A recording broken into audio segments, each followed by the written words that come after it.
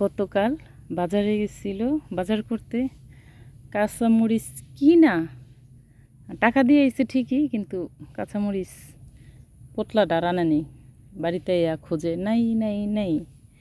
এর জন্যই আমাদের গাছের মরিচগুলি ছিঁড়তে মন চায় না, কিন্তু ঠেকা পে ঠেকা নিতে হয় আর কি, কিছু করার নাই।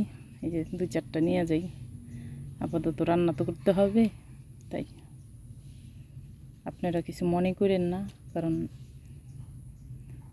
আমি এই গাছটা তো দেখতে দেখতে আপনাদেরও হয়ে গেছে, তাই আপনাদের কাছে অনুমতি চাচ্ছি যে আমি কয়টা কাঁচামরিচ নিতেছি, দরকার সেজন্য নিচ্ছি। কারণ কাঁচামরিচ ছাড়া তরকারি কেমন জানি লাগে না। এই যে বেশি নেব না, অবশ্য কয়েকটা নেব। আবার অনেক সাজ হয়েছে দেখছেন, যে কাঁচামরিচ ধরলো একটা গাছে, আলহামদুলিল্লাহ আলহামদুলিল্লাহ। বুঝছেন, অনেক ধরছে, অনেক খাইলাম, আরও ধরবো ইনশাল্লাহ।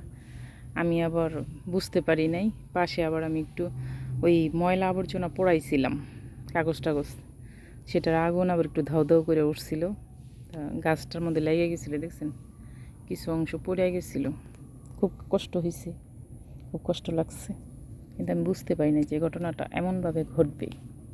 যাই হোক, আল্লাহ বাঁচায় রাখছে, আবার সাজ আসতেছে।